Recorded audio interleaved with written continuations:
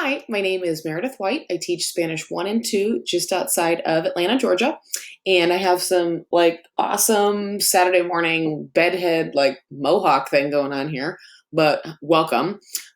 Teacher life, you sleep in way too late and totally need it. And then wake up like it's the Matrix and like your memory's been erased, or Men in Black or Mission Impossible, one of those like M words movies. And yeah, it's like how I feel like every Saturday. It's like a teaching hangover. So I figured, what better time than just to like wake up and talk about a couple of lesson things so that I have videos to accompany the files that I finally have gotten, I think, like pared down without student names and without like purchased resources and with links to the purchased resources. So let's see what we have here. What I've got pulled up is week 3 of Spanish 1, Unit 1. So week 3 of 3. This was the last week. So I have screenshots of what the summative assessment was, which I've like made on my team. My team and I collaborated. We made the assessment. And so you can see how we assess the first 3 weeks. And then it's going to segue into, I'm going to quickly show the first 2 weeks of Unit 2, which really, if you're not on block scheduling, we're on block. So for 3 weeks, really, that might be like 6 weeks for you, because we have 90 minutes every day with the same students. So if it seemed like a lot of activities to go through, it probably is, because we have an hour and a half every day. And so really you could like slow it down or just divide it and chunk it and add in some other warm-ups. And then now you've got it for like a 45-minute block, 45-minute class period schedule. So our Unit 2 is called like Mis Amigos y Yo. And really, it probably could have a better title, just like Las Personas en mi vida would be okay, like people in my life instead of my friends and I, because it segues really nicely into like friends, some family, descriptions, and then the communicative tools there are being able to describe people. So you get into like sort of like some Sarah and a Star, as well as noun adjective agreement, and a lot more descriptions, a lot more descriptive vocabulary. And you can kind of talk about more things and talk about people, which is super cool. So what I've got pulled up here is what our Unit 1 summative test was. This is a screenshot that I show students. This is a screenshot of our Google Calendar, which always says what's on every assessment. So for speaking, and that's actually, we changed that to state 3 facts about yourself, because then it was easier to count the points. So they stated 3 facts about themselves and then asked the listener, or like me, 2 questions, so 4 points each. So like 5 speaking elements there, 3 plus 5. It says 5 and 2. I've changed that since. And so anyway, and then the listening was, they had 4 city weather forecasts, and they identified the city, weather, and the date, and they were recorded by a native speaker, but at a level appropriate pace. And the vocabulary is pretty straightforward. So it was like time, city, weather, date, and day of the week. So there were 4 cities, 5 columns, so 20 points total. And then the reading and writing was a text message conversation. Here, I'll show you. So this was the weather forecast, city, time, day, date, and then weather. So they were listening for listening and checking off 1 box per box, 1 check per box. And then the presentational speaking was either kind of like all or nothing. Like if it was, instead of de donde eres, like if they were asking me, de donde eres, but they said like donde eres de or something, it was like, nope, try again. And so we just like kept going until it was basically sort of like flawless and really straightforward. And then same thing with their information. Yo soy Atlanta, like, next, and I know it's not like super communicative, but I think sometimes I know for me, I know when I'm wishy-washy with questions, then they can't ask questions. And I'm sending them to like another level, being kind of confusing and thinking that they've been like fine the whole time. And they've been like mildly understandable with like soy Atlanta, but like when we push them, they will think through it, and they will practice, and they will, get things, they will rehearse a little bit more. And the proficiency levels and the can-do statements say, some rehearsal, and they say like memorized chunks. And I just think that Soy de Atlanta should be a memorized chunk. Because I know that in like a week, we'll have already been talking about soy rubio, soy alto. And if they're thinking soy Atlanta, I just want I want the expectation to be high. And I think that's how we do that sometimes. So it's basically like, yeah, 3 information or 2 questions. And if it wasn't like flawless, you're understandable, but like try again. Anyway, and I'm sure some would have a problem with that, but that's how we do it in our department. We do what we do. And then here's the reading sort of turned like an interpretive reading tour turned like they could write in a response, but we gave them choices. We made a text message conversation, somewhat contrived, but we did the best we can with what we had to use, which was birthdays, weather, greetings. Anyway, days of the week, like all that kind of fun, like level 1, unit 1 stuff. And we made a text message conversation between ourselves and our new principal. And so he's like Mr. J. And so basically he's trying to plan a birthday party for another one of our administrators, and that's the name. And he needs to know, like, when's her birthday? What are her favorite colors? Ooh, your birthday's today? Sorry, we can't have a picnic for you. It's probably going to be raining tomorrow, or whatever. So kind of a funny, like, semi-snarky, but kind of humorous conversation between us and the new principal. We made it here. I faked textmessage.com and then just saved the images and popped them into a Word doc. So this is just a screenshot. And they had 10 options. Let me think. Hold on. 1, 2, 3, 4, 5, 6, 7, 8, 9, 10. Yeah, 10 options and 10 blanks. So there were no superfluous options, and all of them were used, and all of them were used as is. We numbered them at the top so they could write in the number. You could leave a blank if you felt like they could add something in understandably into the blanks. Then you've got options. It takes longer to grade, but it's more open-ended. This we just wanted to be like interpretive, pretty much. And we put them all lowercase so that they couldn't tell like where the punctuation would be most appropriate, or just anything like beginning of a sentence within question marks. Like, nope, everything should look the same, which was really hard to type and not make them questions. So mine, just for quickness, filled in the number, and then we went from there.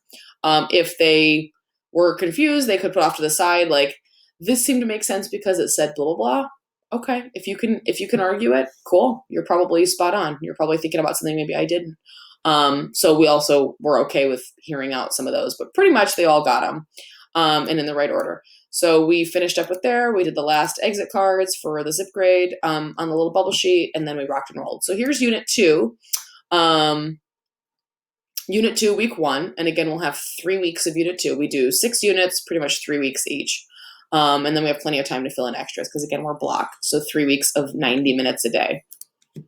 So segueing into Week 2, this is Monday. I have test screenshots. I have the test graded, and I have them I'm giving them back, like person to person, or I've already put them inside their folders. That means anybody absent, of course, on Friday, there's always a couple, for the test, not only has a 0 in for the test, and we have like an absent code we can put in. So they have absent, which is a 0. But it also means like I need another version. Wouldn't be super hard to do. I'm just saying that as a disclaimer because we always have absent people. So same content, but because they had longer to prepare, I would just make that text message conversation fill in the blank. I'd maybe have the same conversation, and they have to come up with what goes in there. And then you could just make a new audio here, just record on your phone, upload into Drive, and then this doesn't change. So really it's not a whole new version of the test, which I think is cool. So we go over the test, screenshots, they look at, what they did, and then we go right into Week 2, which is, a lot of heavy scaffolding on the warm up here, but starting to ask them about their personality, about their physicality. And then we go right into my man, Nicky Jam, who got divorced last year after not being married to me. That's what I always tell students. And he wishes he were, because obviously we'd still be married. Don't tell my husband, he's somewhere behind me. And so we talk Nicky Jam, whatever. I say things like cuánto tiempo, como es la casa de Justin Bieber, es grande, es elegante, and I'm playing a lot with es, como es, and a couple like cuánto and donde with the other 2 pictures, like where, these are just headlines. Where, are these things happening? Because they're still, we know question words are late acquired. So it's like, there's no like, they should know this by now. I mean, there's a little bit of that because like, come on, people. But we know the science points in other directions. So somehow tempering real life teaching with like, and what we know is like, we have to do with also what we know is best for kids and how we know language works. So we segue from Nikki into more Nikki with a little Enrique. And so I do clips from, and I can't remember the name of the song all of a sudden. Nessa, no me gusta. Shoot, I can't think of the name. Anyway, El Perdón, forgiveness. Enrique Iglesias and Nicky Jam. And I really just want to point out Contigo, because we just saw it in Senor Wooly last week from the Unit 1. We did La Invitación, was our supplemental Senor Wooly. And so they do like Contigo, Conmigo, like a million times. And they never forget those words. And so I want to point out the opposite here. Sin ti, sin me. So like, Contigo, sin ti. Conmigo, sin me. And the chorus is super catchy. And so they're always like, yo, sin ti, y tú sin me. And they never forget those either. And I find those kind of unusual. I don't remember learning those or like acquiring those till like college. And I remember being like, oh, sin me. Because I think I'd been saying like sin yo for a while and no one ever corrected me. Whatever. So we segue into Nikki and Enrique. We do a little lyric work. Here we look at the chorus. And then we go into La Mano de Megan. La Mano de Megan is a story that I got from Bryce Hedstrom. And so we go right into that. And I linked on there where you could buy the story. So the text is gone, but I linked in there where you could buy the story. And basically, this annoying boy here in the stick figure, sorry guys, all the stories have like guys being annoying and girls being generally disgusted. But whatever. I teach high school. It works. We could flip the script, but they haven't asked to. So Parker, I use Parker again, and Parker's in class, and Parker's enamored with this girl Megan, and like she's this like beautiful hand. Like the other one's like kind of ugly, but one hand is like showroom beautiful. And so he just is like staring at it weirdly, and then reaches over and draws a heart right on it, and she's understandably outraged. And slaps him across the face. And then he's like weirdly happy with that because the heart impression from where he drew the heart is still like on his face. And he's like, oh my God, like Megan's heart. Anyway, and it gets like really weird and really hilarious. So they can totally relate to like weird stuff happening in class. And I know that Unit 3 is going to be like the school unit. And so I'm like, we can go all in with La Mano de Megan later. But let's like segue into a super simplified version. So I do a lot of like question and answers here. What does he see? And I can use some of the same verbs from Unit 1 Parker story, like Parker, que ve Parker? Parker ve la mano de Megan. And now they've got a couple of body parts, mano, boca, because she hits him across the mouth. Listen, super appropriate, I promise. Anyway, and then I do a lot of questioning, like, where's he from? This is my wonderful artwork, which I think is pretty impressive. And the people have to be turning towards each other to be talking to each other, and their feet have to be like lowercase B's and D's looking at each other. That's how I roll. So we do a little questioning, blah, blah, blah. We go back over the text here, which, like I said, can be purchased. And then we do like translation volleyball, and I can link in a bunch of Keith Toda's resources because I always go to his like reading resources. He's got super fun games that don't have to be like a full story. They can be like parts of a story or some other kind of narrative, and they are amazing. We then segue into this Zachary Jones resource, which is just like a general list of a lot of adjectives, so how to describe people. So now they have lots of extras. And then we go into some of our interpersonal routines. So we add to our question roster, we add to, how is your personality? So now they're going to have list of names for the whole class, and they've now asked everybody one question. I also put some screenshots on here of us playing this year after the fact, and then also like what they could be using in the meantime. So they can scan that Quizlet set, and let me make myself a little smaller here. They can scan that Quizlet set and have it right on their phone. So they can be like, boop, and just have the vocabulary list right there without having like a sheet. And then I always embed like a YouTube timer, so 10 minutes. We did that. Then we did a couple of activities that I got from the Engaged Spanish classroom, which were really fun. A couple of reading comprehension things, and super awesome. Love. And I will link that on there too. Then we played Gimkit, which was great, and just a quick, it was like almost like a pre-assessment, like a post-activity pre-assessment. So like, what did we do here? Let's see how many adjectives now you can like identify and put with, and not just the cognate ones, obviously. So we did that for 10 minutes and then exit card. So pretty much every day just continues. There's explained throughout, lots of celebrity pictures. We did a couple things with Snora Wooly. We segued into WAPO, so that's when we use this unit. Then again, we've got the story La Mano de Megan text.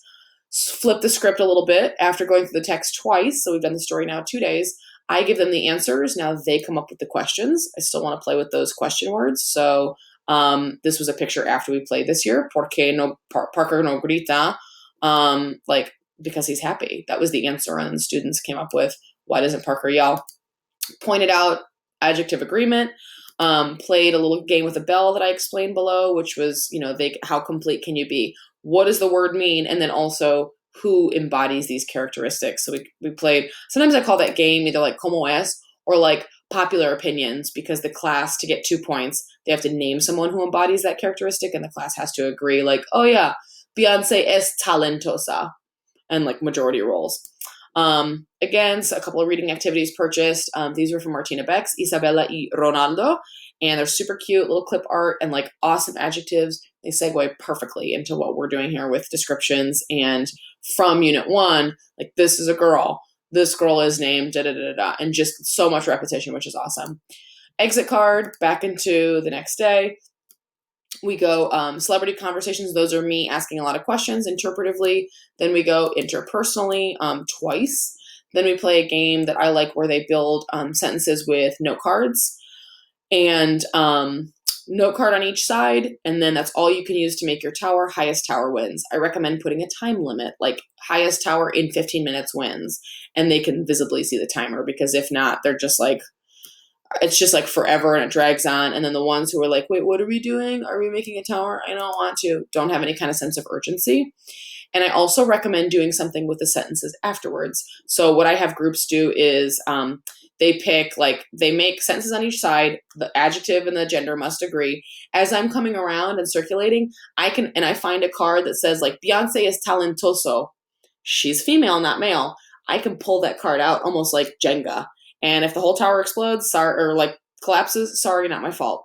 And same thing at the end. So once they've got it all pulled up, now they're going to, when they're all done, collapses, whatever, they all like to kick it and hit it and make it destroy, whatever. But then they need to, as a group, you could summatively assess as like a classwork grade, some of the sentences. And I say, pick out 5 you're really proud of. Like, pick out 5 that you think are flawless. They are like showroom condition, super shiny and neat and spick and span. So Beyonce es talentosa, period. Beautiful. Pick out 5 note cards, staple them together, put the group member's name. I just took those formatively and like went through and was like, ooh, this group still needs to, okay, whatever. And did some sort of like qualitative data collection myself. Like, okay, yeah, we still need to do whatever. Or these are good examples I could use on a document camera or something the next day. You could edit them, right in front of them, 2 or 3, quick, boom, boom, boom. So you could do kind of whatever you want with those, because you now have like a couple hundred sentences that you didn't have to make, which is pretty cool. So they play that. We go back to that Engage Spanish Classroom resource, and they write a little paragraph about themselves. So now that we've played with descriptions, you've described all these other people. Now describe yourself, and then exit card. Next day, more travel pictures. Some of them are mine, most are mine, and then some are just like from Google.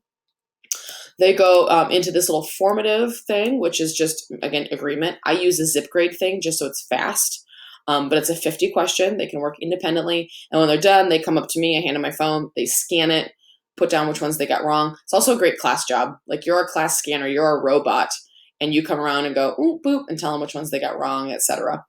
We then segued into a fake text message, which I will put ifaketextmessage.com, which is where I made it. So I made then a conversation between Nikki Jam and myself. So just a quick little sort of reading comprehension with, again, lots of repetition. And then we went to the library, we used computers, and they made their own text message conversation like that.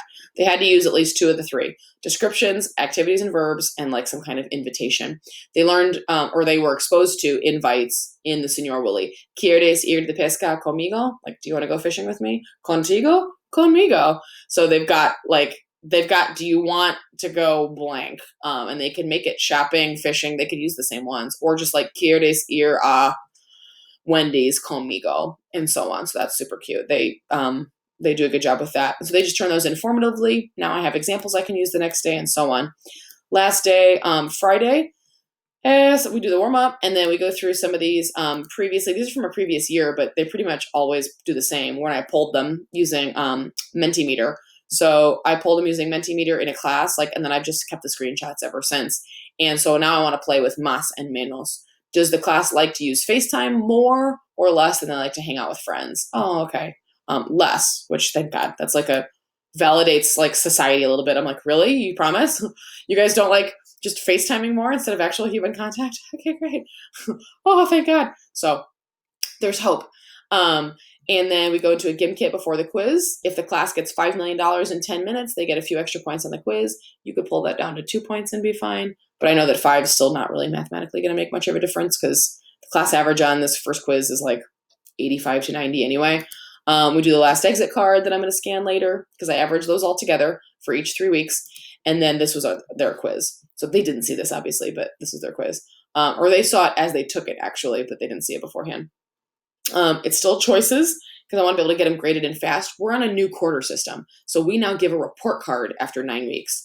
If you fail, credit is not earned. You have to redo the first 9 weeks of that class again at some point, probably the next year. So it's kind of a tight deadline. And so I want to make sure we had significant, predictable, already put in grades. So I already had, when I got the go to put my grade book in, pre-planning or the first couple days of school, I went ahead and mapped out the grades that I'm going to take for every unit because I want them to see they're going to have 6 grades a unit, 18 grades total.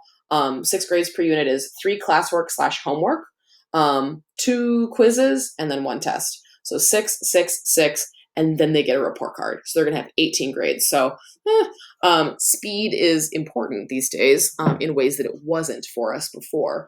They used to do a little writing quiz about themselves. And then they had this and they had some reading questions off of the same paragraph. But we had to really switch it around because we need to have some grades in quick.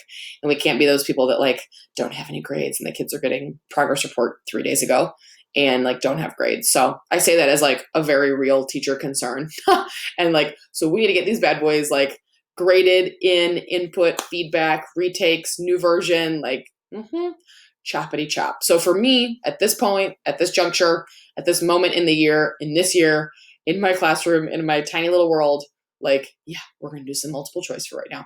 But unit 2 really is the end of a lot of choices. They're going to get into a lot of performance writing soon, but for this first report card, we do a lot of writing in class. They get a lot of formative feedback on the writing, and then there's heavy interpretive on the assessments right now. So this was their quiz. Week 2 then segues, again, continues into descriptions and then plays a little bit more with likes, dislikes, etc. Coincidentally, on this Friday after this quiz, I fell down the stairs at school. Always a joy. And so I just figured I'd use it as a teachable moment here. So, yep. So they don't obviously know Preterite Imperfect, but they know caminar because I've introduced caminar a lot. They actually say they know. They've seen caminar. So I'm I could narrate yo caminaba, estaba caminando, no corriendo, caminando. And I'm doing that while I'm pointing. But I really just want to point out adjectives of frequency or adverbs of frequency, excuse me. Yellow, like a stoplight. Yellow sometimes, green always, red never. And so I use kind of a stoplight reference with that. And so I just pointed out there, one of the warm-up questions said, "Tu eres torpe?" Are you clumsy? Hey, speaking of clumsy, and whatever, which I'm not really, but apparently so because it's the second time I've fallen on those stairs. Yeah, good times. I blame the stairs. Have those removed immediately. Then that day, I got a reservation confirmation from Open Table about a restaurant reservation I had that night. Tuesday, I went to dinner with a friend and got the text, and it was in Spanish because my phone's in Spanish, and so my Open Table is too. And I was like, oh my gosh, this is awesome. We just did time. The date is backwards, and the time's in military time. Oh, super authentic. the date is backwards, and then it's giving me like numbers to confirm, and it's got these amazing infinitives: confirmar, cancelar, terminar. I was like, screenshot, amazing. And so I asked him a couple of these. Again, it's just interpretive. It's still me like blah blah blah blah blah, and like talking about the things beginning of class. Super exciting. And I loved seeing number 3 and number 2, them like respond, because they're like, no, it's for one person. It says like 1P. And then other kids would be like, no, keep reading. I was like, this is awesome. Anyway, so it was super cool. So those are coincidental. Feel free to totally take those and just talk about me. Or pretend like you're having dinner there. Also, Alma Cocina, fantastic. Like great food, downtown Atlanta, totally recommend. Anywho, then I made some more fake messages from my boyfriend, Nicky Jam. And I made those at prankmenot.com. And so I made them Twitter direct messages. And they segued nicely into, so it was like yo en 3 palabras, me in 3 words, still with adjectives. And then segued over into Zachary Jones's always amazing resources. This one was a Twixionario. And so they just put them in like in order. So that was super cute. And they liked that. It was kind of challenging and kind of fun and a different format. So we did that Twixionario. They already had all of these materials. So when we started Unit 2, I already had everything. I can do this here. They already had everything like printed for them, like already ready, stapled together, like in a packet. So they had everything all together, like every activity we were going to do in the history of activities for Unit 2, already ready and like stapled together, printed for them on yellow paper, because Unit 2 is yellow, Unit 1 was green. We're lucky in that we have like colored paper, so I can color code the units. So I make everything those colors. So they had everything already ready. So all I had to do was turn to this like Twixionario page that I had printed out, like a little half sheet. So they turned that. We segued, which can I just say life-changing? Like when they already have the resources, I recommend numbering the pages. I forgot this time. But when you can just say like, okay, vamos a Página 7. It practices numbers. It's a command in Spanish. Like it's amazing. So I totally recommend. We then played Are You Honest? Which is sort of like around the world. Eres honesto? And so I clicked through to these different verbs. If they knew it, they stayed seated. So it was sort of like if you had to stand a lot, then you realize like I maybe need to study. And if you sat, you're like, oh, I'm pretty good, or you're a liar. And so I clicked through different like adjectives, which had a delay start. So like if I hit present, bailar isn't going to come up. Here's the picture. And then we played. So I said like, okay, ¿cómo se dice? ¿Cuál es el verbo? ¿Cuál es la acción? And if you knew it, you stayed seated. If you didn't know it, you stood. And then the iPad chose a random person, like with the Class Dojo app. And so we're going to see if you're honest. Because if you're sitting, if I'm like, okay, y el iPad dice, oh, Tyler, ¿tú eres honesto? ¿Qué verbo es? And if Tyler was like, bailar, and he was sitting down, Tyler is muy honesto, muy bien clase. You know, we were like, phew. And then Tyler was like, and he just didn't feel like standing. Okay, Tyler. The consequence is just like, we publicly humiliate you. I mean, not really, but like the consequence is like, I look like a liar and I kind of got called out. They're teenagers. Sometimes being called out is enough. I'm an adult and being called out is definitely enough. So like, I'm good with that. Everyone then sits again, and then they're writing on their piece of paper, they're writing the verb. The rest of the class writes the verb. So they write bailar equals to dance, because we're going to use these in a second. So they're all writing them down, regardless of whether or not they're sitting or standing. So it's literally just like paper in hand, like paper, clipboard, pencil, sitting, standing, and that's all. And that's a really fun no prep game that's amazing. They're just writing on like a sheet of notebook paper or whatever. By the end, we've done 20, and they've now got 20 verbs that they put to dance. Like bailar, to dance, comer, to eat. And I've pulled out 20 really important verbs: to use the computer, to watch TV, to text, whatever. And now they're going to rate them. So what this looks like on their paper ideally is like bailar equals to dance equals, and then they're deciding me gusta bailar equals I like to dance. Great. And then so they're going to have 20 sentences where they've decided how they feel, and then plus the English, plus the translation, so I know that they know what they're saying. And then they're just going to choose 5 to draw. And I can use those drawings later. I can take a picture of it, pop it on a slide or whatever, put it in the document camera, do the reverse thing where all I show is drawings. And then the class has to like write what that person probably wrote. So that's kind of cool. We ended by categorizing their Unit 2 vocabulary, and I showed them what their Unit 2 Quiz 2 is going to look like, and then also what their Unit 2 summative test ultimately is going to look like. So they took their vocabulary, this was it, and then they categorized it within those groups, and this is a Thomas Sauer resource that I know we've linked in Twitter, and I can link here as well. It goes right to the file. We kept going. We used the Soy Yo video in this unit, which I love. The song is super catchy, and the girl is awesome. She's super confident. She's like amazing. And we go into, like, I summarize beforehand, I summarize after, and then we segue into like family. So the girl likes to dance. She likes to play basketball. Then she walks with her dad, and so on. So got all this repetition. Speaking of dad, hay otras personas en familias típicamente. Y típicamente, and then we also go into like, she celebrates her differences. She is herself, soy yo, like the whole premise of it. And speaking of celebrating, so we're going to play with celebrar. We go into Bethany Drew's family resource. This is scaffolded beautifully. And so it also follows like an I do, we do, you do. So we do the para mí together. They do the para mis compañeros with somebody else. All the instructions are at the top there. At the bottom, we do the a quien together, and then they do the presentational writing on their own, and I give feedback. And so that's really cool, and they really like that. And they came up with some amazing stuff. If I do, like, let's see, I'm going to use Twitter as a search engine here. I said the word scaffolding in that tweet. I can show you a picture of some examples that just happened. So we just did this. Here we go. Yeah, here's that resource. So this is Spanish 1, week 5. Look at Kushi. She's like, oh, don't mind me. Now she kept going. There's supposed to be 10 separate sentences, but she just kept going, like wrote narratively, ignore the numbers, whatever.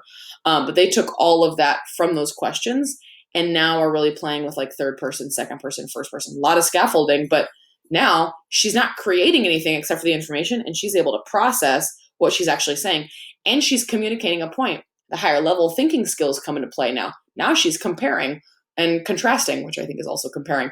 She's analyzing. She's analyzing the conversation she just had, which is really cool. And she's creating, certain things. So here's 4 next to each other, which they're not super visible, and I can't make the picture bigger. But anyway, look, that was not, effort, but it wasn't difficult. And so it was really straightforward. I love that resource. So that's really cool. And then we end with, again, descriptions and a little bit of family in there. We use, they hate this warm up, and I love this warm up, but they hate it because they're waiting for a right answer. I could even take out these commas, which I think I will actually for future use, but, they hate it because there's no right answer necessarily. And the right answer is whatever they decide. So they can say, me gusta cantar, pero mal, or something like that. But it's really funny to watch because they're sitting there like waiting for you to explain. And then when you're just like walking around, like taking attendance and like, ¿cómo estás? They're like, oh, senora. Like, what are we, is there, like, they're waiting for like a word bank or something. And I'm like, no, like, you do you. And it's so fun. I've done this for 2 years now. This is the second time, and I was waiting for it. I'm like, oh, do you know, it's whatever you want it to be. Like, tu decides. And they're like, and they get kind of nervous, but they end up doing awesome because I think it shoves them out of their comfort zone. And I think that's good. And I think it encourages risk-taking and independent learning, which I will always reward every time. This, like, a great circumlocution, super fun risk. Give that kid a medal, give him the key to the city. Like, I'm here for it. And they will always get more credit for that than playing it safe. So they hate this warm up, and I think it's fantastic. We use Corre. I love this song by Jessie E. Joy, and we focus on the core. This reminds me, I need to actually copy this while I'm here. Real teacher here, because there's a typo in the second reiteration of this. So I do like a pre-reading. I explain. I do like a movie talk almost, but like without pausing. I tell them the premise of the video, and then I show them the chorus. And then as we go through, I show them the pictures. I restate what I just said, and then we come back here. This is the part there's a typo. There we go. And then we show them the video again. So I've explained it. I've showed them the chorus. The parts in bold, they can already probably understand because we've seen them or things like them. And then we play the video, and the video is real dramatic. And so they're like on the edge of their chair, like eating popcorn. We go into La Confesión de Victor, which is a Senor Woolley video. So that's the second one of the series of 3. It goes Guapo, Confesión de Victor, Feo. We already saw Guapo last week, and that's the one they're using outside of class. So they're going to do 5 nuggets for that. But I exposed them also to Confesión de Victor and then Feo, which is the third in the series of 3. So we do Confesión de Victor, Feo. I screenshot some of the activities. Like the membership is the best money spent. And there are like puzzles and screenshots, and it's freaking amazing. So we do a couple things with that, and then go back into our interpersonal, and we've now added 2 questions. So it's, what's your name? How's your personality? How are you physically? What do you like to do? And so on and so forth. Then we go into their can-do tasks, same map roster, or same kind of sign up for the partners, but different maps. And then they do a quick translation. We may have gotten, like fast finishers may have been able to do the left one, but probably not the right one. So I want to check that word for word they're doing okay, and they're going to get feedback on that. I'm checking some specific things. So they turn that in, but just for formative practice. And then exit card. And actually for this one, I made the timer of the song video that we saw that day because they wanted to hear it again. And it's really cute. And then finally, Friday, disclaimer, we kept talking relationships and kept talking, descriptions, but my disclaimer, and this is, I happen to wear my love for all, like rainbow sweatshirt. And my disclaimer is always like, you don't have to have a significant other. You could, like, it's okay to be confused about that. It's okay to be like, just hate the idea of that. It's okay to love the idea of that. Like, I want to get married and do that. Like, whatever, live your best life. But like, you don't get to decide what's like normal and what's best for everybody else because, as we know, it's 2019. Surprise, shocker, spoiler. What's best for me isn't necessarily best for you. And so I do a lot of that, and I do it on the target language. And I say that we're going to watch a music video, and I have 2 problems with this music video. And during it, like, I'm going to explain my problems afterwards, and they're going to like guess during the video, knowing me a little so far in the year, 5 weeks in, and knowing then what I say afterwards. And I do that in not level appropriate Spanish. I speak as I would to native speaker friends, or in the target language country, or whatever. So at the end, I'm like, okay, bien, aquí está mi problema. Mi problema es, and I go into that. I don't think the video, I love the song. We listen to Andas en mi cabeza, and I love that song, but the video is not representative of any couples other than straight couples.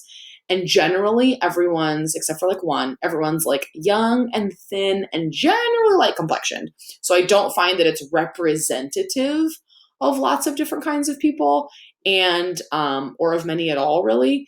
But it's a great song, and I do like the message. I love the message. It's kind of an inclusive message in a couple of ways. There's like Braille and like whatever, but and there is one older couple, like elderly couple that, but it's all about like marriage proposals. And my second problem is that I don't think marriage proposals have to be like this big blowout thing, because I think romance is easy, marriage is difficult, and weddings are easy, marriage is difficult. And you can do all that in the target language with a cognate language like Spanish. And they're like on the edge of their seat again, like popcorn, because I don't share anything regularly, but I keep referring to mi esposo, and I'm using my rings a lot, like as gestures and props and whatever. And they're like, okay. And I'm also speaking very fast. And so they're like, wait, I think your problem was like all the groups were like young. I'm like, yeah. And I heard like light skin. I was like, yeah, like it's amazing when you go, okay, can I go all in? Do you want it level appropriate, or do you want like a little bit more natural? And it's funny to see which one they choose when. I like giving them choices. Another way of differentiating. So we watched the video. I've highlighted, underlined, and bolded some things here that I want to point out. And again, chorus. Like Laura Sexton changed my life like 7 years ago when she's like, chorus a week.